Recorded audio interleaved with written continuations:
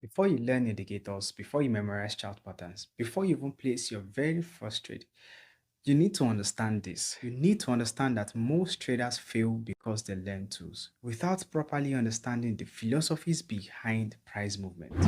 Price just don't move randomly. It moves because of psychology, structure, supply, and demand, and even the behaviors of traders that repeat itself over and over again. And once you understand these theories, you would begin to see the market differently, from a different angle and perspective. You begin to see the market clearly like a professional trader and not a gambler. So, in this video, I'm going to break down the very core theories behind price action and the foundation of modern day technical analysis, including principles that guide traders on how they take trades. If you're serious about trading, this is not an optional knowledge. This is something you need to really invest your time in and to take your time to learn. So you stop just going back and forth in the market space and know what you're doing at least for once. Price action is the analysis of how price move over time using candlesticks and charts to interpret market behavior through highs, lows, patterns, and structures. Price action helps you as a trader to understand trends, support and resistance in the market, entries and exit opportunity while trading. And the beautiful part to it is, unlike your lagging indicators, price action focuses on raw market data to help you with more faster and accurate decision making while taking your trades. You see, one thing I tell people is the fact that indicators are not enough for you to make or take your trade. So before we dive deep into charts and patterns, we must have a proper breakdown of the theories that guide traders on how they make trades today. So the number one theory we are going to be looking at today is the supply and demand theory. There is just one basic tenet when it comes to the market, and that is the fact that the market moves only because there is an imbalance between the buyers and the sellers in the market. Some people are willing to buy and some people are willing to sell, and that is what creates the imbalance, which leads to price action in the market. Whenever there is high demand, the price rises, and whenever there is high supply, the price does what? It falls. And this is where support and resistance comes in. Support is that particular liquidity zone where there is high demand, and resistance is that particular zone in the market where there is too much supply for a particular commodity. And that is why I like to say that every candle in the market represents a battle, or the battle going on between buyers and sellers in the market. Just like the name implies, market psychology. This is the theory that talks about or explains how the market reflects the emotions of traders in the market. And by that, I mean the fear, the greed, confidence, and the uncertainty of trading. And candlesticks and patterns is one very good way to visualize this particular emotion we are talking about. For an example, long wicks for a candle means rejection. Strong candle projects dominance. And while choppy candles shows or portrays uncertainty. Market is not just about numbers. The market is about psychology and human emotions represented just in data in form of candlesticks and patterns. Now that we've defined that the market actually reflects the emotion of all traders in the market, I would like to know, which emotion affects you most when you are trading? Is it the fear or the greed? The market structure theory is based on just one basic idea, and that is the fact that price move in pattern. In an uptrend, we have higher highs and higher lows, while in a downtrend, we have lower highs and lower lows. And in a ranging market, we have the price moving side by side, which is also known as a consolidating market. Structure is the backbone of price action trading. Once you master structure, entries become more clear and the noise becomes more easier for you to ignore while trading. Market structure is not just a theory, it is one of the very core framework on which you have to learn and work with to become a professional trader, or let's say a profitable trader, and which is one of the reasons why we are going to still discuss about it extensively later in this playlist. You see, technical levels like support, resistance, highs, lows, and all, they all work in the market because traders believe they actually work. Let's say, for an example, if thousands of traders expect price to react in a certain way at a particular level, there are going to be clusters of order at that particular price level, or let's say support or resistance level. Another thing is the price will definitely react at that level, and that particular price level would become stronger because there would be lots of orders, either buy or sell, and it depends on which one of the orders are actually winning. Maybe it is the buy order that is winning, then the price will go high, and if it is the sell order that wins at that particular level, the price will definitely do what? Oh, so support and resistance aren't magic. They are patterns or cycle of behavior repeated at a scale.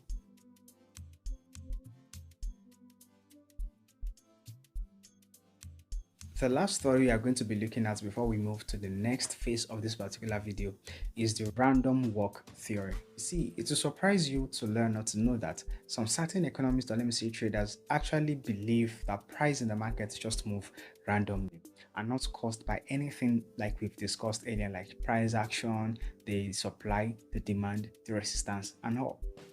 Funny, right? However, what they failed to realize is the fact that traders rely on price action because trends exist. Behavior repeats itself over time in the market. Structures appear over time, and price action isn't certainty. It is not 100%. It is a probability. If we are to agree that professional trading is not a game of certainty, it is a game of probability, then who are we to argue about all of this that's been said earlier than to say the price actually just moves randomly? As technical traders, we all place our bets on our indicators, our analysis, and all these are just called probability. However, the difference between this and gambling is because there are some level of forward analysis and study put in place based on past action, past behavior to predict what the behavior and the psychology of the world traders, institutions, financial institutions, the banks, and everybody are all trying to see or say at the same time. This particular playlist is designed to build you step by step from zero to professional level in trading, especially on technical analysis, and that is why it is called the technical blueprint. So subscribe to this channel and please share the videos with your friends. Don't be selfish. You see, most of what we call technical analysis today traces back to just one particular basic framework. And even if many traders don't know it, even if many are oblivious of the fact that they are working on taking their trades on this particular framework, they are still bringing back their ideas back to this particular framework. And what is this particular framework we're talking about? That is the Dow Theory, the Charles Dow Theory, which is regarded as the basic foundation of technical analysis. Dow Theory is carefully broken down into few major principles that we call tenets. So let's break down these core principles, or let me say tenets of the Dow Theory. The number one tenet is the principle or the idea that market discounts everything. I know you've heard me say this over time in previous video, and I keep repeating it just because I want that to stay or ring in your hair, because before we discuss any other thing, this is very important. You have to agree, come to terms, and accept the fact that price actually discounts, or let me say the market discounts everything. And what do I mean when I say the market discounts everything? In simpler terms, I'm trying to say the price reflects everything that is going on in the whole world, going on in the financial institution. I'm talking about the news, the sentiment, the expectations, and the economical factors. The price gets to reflect all of these in the market, and you will see this in price action. And that is why professional traders study price itself. They just don't want to get into the trade. They just don't just try to jump on or make entries or exit. They study the price itself because the price is actually telling them a collective data or reflecting a collective data of what is happening across the whole world in just few representation of either a bar chart or a candlestick. Number one is the primary trend. which is the long-term direction of the market. Number two is the secondary trend, which is the correction that goes on in the market. If the trend is going one particular way, there are few corrections that are going to happen along, and those ones are recorded as secondary trends. And the last one is the minor trends. Think of this as minor or little fluctuation that happens along the way. You see, the whole essence to the idea of trend and studying and understanding trend is because it prevents you from panicking during trades whenever there is pullback or some little setback in the trade. You know, that thing that happens when you are trading and you just see some little setback or some little pullback and you feel like, oh, this thing is going to hit my surplus, this thing is coming back to my entry, and just get out of this trade. I don't know where this trade is going, all those kind of thing. Believe me, you're not the only one there. I've been there before, and I'm telling you, until you understand the idea of trend, how trend works, to understand that the trend doesn't go, the price trend just doesn't go in a straight line, it goes in a zigzag manner. You understand that the zigzag there is what we refer as the pullback, and by that time you just have to, sit back and allow the market to hit through. As long as you set your stop loss and your risk reward ratio, or let me say your asset management, in the right way, which is something also we are going to teach or talk about later on in this playlist. Now that we've understood what a trend is, let's talk about the phases that happens in a trend. Remember I said a trend just doesn't go straight forward, it goes zigzag. Now, I want you to add something to it, and that's the fact that every trend has three major phases. Number one is the accumulation phase. The accumulation phase is where the smart money and institutional traders quietly position themselves to accumulate and load up their bags in the market. The market goes in a ranging pattern here. That is, it goes just from one price to another price, oscillating that same range without going high or going too low. And that is why all these big boys load their bags. The second phase is the public participation. At this particular stage, the trend becomes very obvious. The retail jumps in on the particular trade. There is euphoria, there is FOMO, nobody wants to miss out, there is fear of missing out. Everybody wants to jump on the trade because then it is certain that, oh, the market is going one particular way. For an example, in this case, an uptrend. And that is what we call what? The public participation phase. The third phase we are going to be discussing is the distribution phase. The distribution phase is that particular point in time where there is so much bullish sentiment about the market. Every news outlet is telling you buy, buy, buy, buy, buy. Everybody wants to have a piece of it. For an example, let's say the particular point in time when gold was above $5,000. Everybody wanted to buy because they were expecting it to get to the next high level. They want to make profits. They are very certain.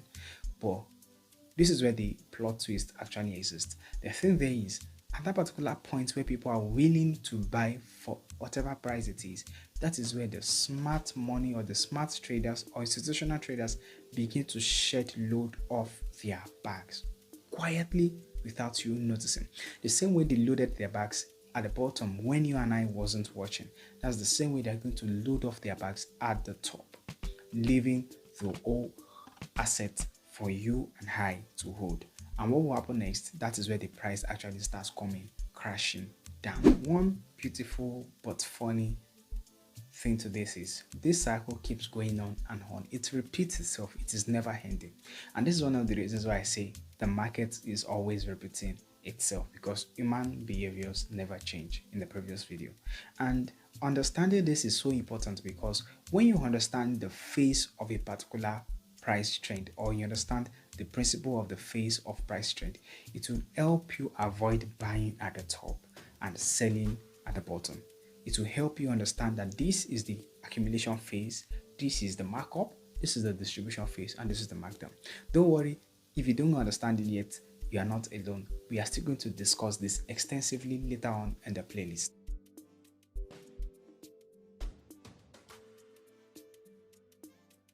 If there is anything I'm so sure about when it comes to trading, it's the fact that strong signals occur when multiple factors align. You have to have confirmation across different boards, from your indicator, from your analysis, from your predictions, from your fundamentals, and many other things. When it comes to indicators or things that tells us or confirm our feeling, our gut, our instinct, whenever we are trying to do technical analysis or price prediction, one of the very key thing I like to look at or work with is what we call volume. You see, volume reveals conviction.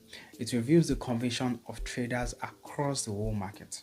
When you have a rising price and a rising volume, that is a very strong trend, because the volume confirming the price rise is actually telling you that there is actual real money flowing into that particular direction in the market. The same way, falling prices and strong volume reflect strong bearish pressure in the market. What I'm trying to say in simple terms is your volume must reflect every move in the market. Whenever you're having a price spike or a surge in the price and the volume is also not going high like the price is going, then you should know there's some level of manipulation going on in the market. The same way, if you're having the price of a particular commodity crashing all down and the volume is not spiking in the direction of the price crash, you should know there's also some level of manipulation going on in the market. Volume is not an optional tool. It is a very core compulsory tool that you must apply to your trade. Don't worry, you're still going to cover the concept of volume at a very, very deep level later on in this playlist. You see, it is this simple. A trend will definitely continue in motion until something else causes or affects it to change. And you see, this particular tenet is the very foundation of many technical, what can I call it? Let me say, analysis or principles or structure or strategies that you might have been hearing of. Talking about trend following, break of structure, or change of character. You see, one thing you need to understand as a trader is the fact that reversals just don't happen randomly. They leave clues. Learning to read these clues is what separates professional from gamblers or beginners when it comes to trading. You now understand the philosophy behind price movement. That is the theories, the principles that make price move the way they move. Now understand why markets move, how structure forms, how psychology drives price, and why trends repeat themselves or itself in the market. And this is just the beginning. Next in this playlist, we are going to move into chart mastery in depth. And this is a skill that helps traders to stop guessing and start reading the market with clarity, understanding the principles and how chart constructions are formed and how to interpret chart, candlesticks, and patterns in the market. Professionals build understanding and knowledge first, and that is what this channel is all about. I'm here to give you proper crypto educational content on a premium level, and you can guess for free. So I'd like to know, which part of today's video hits you the most? Is it the supply and demand? Is it the psychological part, the market structure, or the trend phases? Drop your thoughts in the comment section. I'm going to read through each and every one of them, and I'll see you in the next video.